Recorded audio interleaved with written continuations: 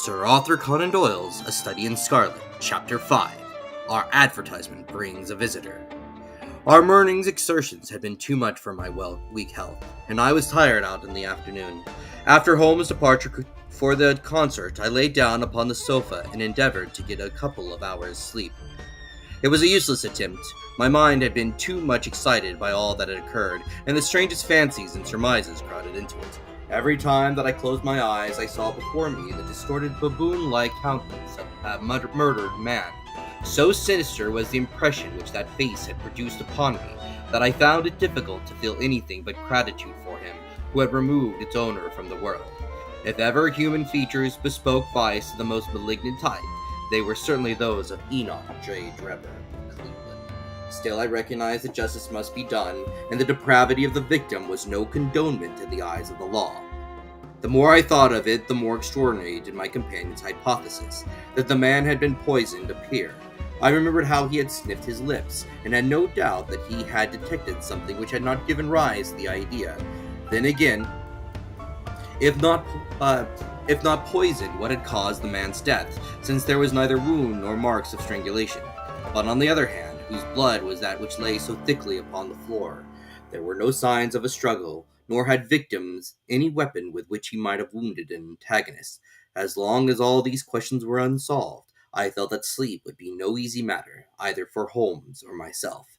His quiet, self-confident manner convinced me that he had already formed a theory which explained all the facts, though what it was I could not for an instant conjecture. He was very late in returning, so late that I knew that the concert could not have detained him all the time. Dinner was on the table before he had appeared. "It was magnificent," he said as he took his seat. "Do you remember what Darwin says about music? He claims that the power of producing and appreciating it exists among the human race long before the powers of speech was arrived at. Perhaps that is why we are so subtly influenced by it. There are vague memories in our souls of those misty centuries when the world was in its childhood." "That's a rather broad idea," I remarked. "One's ideas must be as broad as nature if they are to interpret nature," he answered. What's the matter? You're not looking quite yourself. This Brighton Road affair has upset you?" "To tell the truth, it has," I said. "I ought to be more case-hardened after my Afghan experiences. I saw my own comrades hacked to pieces at my wand without losing my nerve." "I can understand. There's a mystery about this which stimulates the imagination. Where there is no imagination, there is no horror. Have you seen the evening paper?" "No." "It gives a fairly good account of the affair. It does not mention the fact that when the man was raised up, a woman's wedding ring fell upon the floor. It's just as well it does not." "Why?" "Look at this advertisement," he answered. "I had one sent to every paper this morning, immediately after the affair." He threw the paper across to me, and I glanced at the place indicated. It was the first announcement in the found column. "In Brighton Road this morning," it ran, "a plain gold wedding ring found in the roadway between the White Hart Tavern and Holland Grove. Apply Dr. Watson, 221B Baker Street, between 8 and 9 this evening." "Excuse my using your name," he said. "If I used my own name, these dunderheads would recognize it, and I want to meddle in the affair." "That is all right," I answered. "But supposing anyone applies, I have no ring." "Oh, yes, you have," said he, handing me one. "This will do very well. It is almost a facsimile." "And who do you expect will answer the enticement?" "Why, the man in the brown coat, our florid friend with the square toes. If he does not come himself, he will send an accomplice." "Would he not consider it as too dangerous?" "Oh, not at all. If my view of the case is correct, and I have every reason to believe that it is, this man would rather risk anything than lose the ring. According to my notion, he dropped it while stooping over Drebber's body, and did not miss it at the time.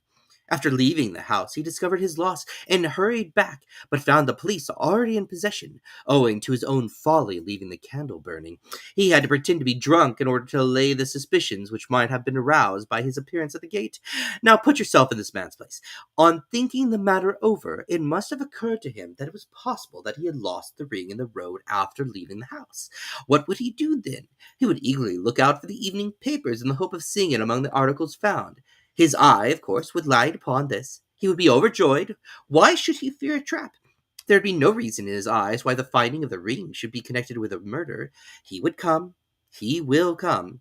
You shall see him within an hour." "And then?" I asked. "Oh, you can leave me to deal with him. Have you any arms?" I have my own service revolver and a few cartridges. You had better clean it and load it. He will be a desperate man, and though I shall take him unawares, it is as well to be ready for anything. I went to my bedroom and followed his advice. When I returned with a pistol, the table had been cleared, and Holmes was engaged in his favorite occupation of scraping upon his violin. The plot thickens, he said as I entered. I have just had an answer to my American telegram. My view of the case is the correct one. And that is, I asked eagerly. My fiddle would be better for new strings, he remarked, but your pistol in your pocket. When the fellow comes, speak to him in an ordinary way. Leave the rest to me. Don't frighten him by looking at him too hard. It is 8 o'clock now, I said, glancing at my watch. Yes, he will probably be here in a few minutes. Open the door slightly. That will do. Now put the key on the inside. Thank you. This is a queer old book I picked up at its stall yesterday. De Jure Intelligentes, published in Latin at Liege in the Lowlands in 1642. Charles's head was still firm on his shoulder when this little brown-backed volume was struck off. Who's the printer? Philippe de Croix, whoever he may have been. On the fly-leaf, in very faded ink, is written Ex Libris Guillaume White. I wonder who William White was. Some pragmatical 17th century lawyer, I suppose. His writing has a legal twist about it. Here comes our man, I think. As he spoke, there was a sharp ring at the bell. Sherlock Holmes rose softly and moved his chair in the direction of the door. He heard the servant pass along the hall, and the sharp click of the latch as she opened it. Does Dr. Watson live here? Asked a clear but rather harsh. Does Dr. Watson live here? Asked a clear but rather harsh voice. We could not hear the servant's reply, but the door closed and someone began to ascend the staircase. The footfalls was an uncertain and shuffling one. A look of surprise passed over the face of my companion as he listened to it. It came slowly along the passage, and there was a feeble tap at the door. Come in, I cried. At my summons, instead of the man of violence whom we expected, a very old and wrinkled woman hobbled into the apartment. She appeared to be dazzled by the sudden blaze of light, and after dropping a curtsy, she stood blinking at us with a bleared eye and fumbling in her pocket with nervous, shaky fingers. I glanced at my companion, and his face had assumed such a disconsolate expression that it was all I could do to keep my countenance. The old crone drew out an evening paper and pointed at our advertisement. It's this as that brought me, good gentleman, she said, dropping another curtsy. A gold wedding ring in the Brighton Road. It belongs to my girl Sally, as was married only this time 12th, which her husband is steward aboard a Union boat, and what he'd say if he come home and found her without her ring is more than I can think, he being short enough at the best of times, but more especially when he has the drink. If it pleases you, she went to the circus last night along with— Is that her ring? I asked. The Lord thanketh, cried the old woman. Sally will be glad with woman this night. That's the ring. And what may your address be? I inquired, taking up a pencil. 13 Duncan Street, Houndsditch, a weary way from here. The Brighton Road does not lie between any circus and Houndsditch, said Sherlock Holmes sharply. The old woman faced round and looked keenly at him from her little rimmed eyes. The gentleman asked me for my address, she said. Sally lives in lodgings at 3 Mayfield Place, Peckham. And your name is? My name is Sawyer. Hers is Denise, which Tom Denise married her, and a smart, clean lad, too, as long as he's at sea, and no steward in the company more thought of, but when on shore, when with the women, and went with liquor shops. Here is your ring, Mrs. Sawyer, I interrupted in obedience to the sign from my companion. It clearly belongs to your daughter, and I am glad to be able to restore it to the rightful owner. With many mumbling blessings and protestations of gratitude, the old crone packed away in her pocket and shuffled off down the stairs. Sherlock Holmes sprang to his feet in the moment that she was gone and rushed into his room. He returned in a few seconds, enveloped in an ulster and a cravat. I'll follow her, he said hurriedly. She must be an accomplice, and will lead me to him. Wait up for me. The hall door had hardly slammed behind our visitor before Holmes had descended the stair. Looking through the window, I could see her walking feebly along the other side, while her pursuer dogged her some little distance behind. Either his whole theory is incorrect, I thought to myself, or else he will be led now to the heart of the mystery. There was no need for him to ask me to wait up for him, for I felt that sleep was impossible until I heard the result of his adventure. It was close upon 9 when he set out. I had no idea how long he might be, but I sat stolidly puffing at my pipe and skipping over the pages of Henri Murger's Vie de Bonhomme. 10 o'clock passed, and I heard the footsteps of the maid as they pattered off to bed. 11 and the more stately tread of the landlady passed my door, bound for the same destination. It was close upon 12 before I heard the sharp sound of his latchkey. The instant he entered, I saw by his face that he had not been successful. Amusement and chagrin seemed to be struggling for the mastery, until the former suddenly carried the day, and he burst into a hearty laugh. I wouldn't have the Scotland Yarders know it for the world, he cried, dropping into his chair. I have chafed them so much they would never let me hear the end of it. I can afford to laugh because I know that I will be even with him in the long run.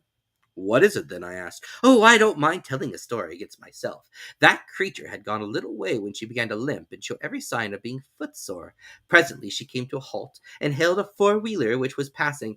I managed to be close to her as to hear the address, but I need not have been so anxious, for she sang it out, loud enough to be heard at the other side of the street. Drive to 13 Duncan Street, Houndsditch, she cried. This begins to look genuine, I thought, and having seen her safely inside, I perched myself behind. That's an art which every detective should be an expert at. Well, away we rattled and never drew rein until we reached the street in question. I hopped off before he came to the door and strolled down the street in an easy, lounging way. I saw the cab pull up, the driver jump down, and I saw him open the door and stand expectantly. Nothing came out, though. When I reached him, he was groping about frantically in the empty cab and giving vent to the finest assortment collection of oaths that I ever listened to. There is no sign or trace of his passenger, and I fear it will be some time before he gets his fare. On inquiring at number 13, we found that the house belonged to a respectable paperhanger named Keswick, and that no one of the name either of Sawyer or Dennis had ever been heard of. You don't mean to say, I cried in amazement, but that tottering, feeble old woman was able to get out of the cab while it was in motion without either you or the driver seeing her? Old woman be damned, said Sherlock sharply. We were the old woman to be taken in so. I must have been a young man, and an active one, too. Besides being an incomparable actor, the get-up was inimitable. He saw that he was followed, no doubt, and used this means of giving me the slip. It shows that the man was we are after is not as lonely as I imagined he was, but has friends who are ready to risk something for him. Now, doctor, you are looking done up. Take my advice and turn in. I was certainly feeling very weary, so I obeyed his injunction and I left the Holmes seated in front of the smoldering fire. And long after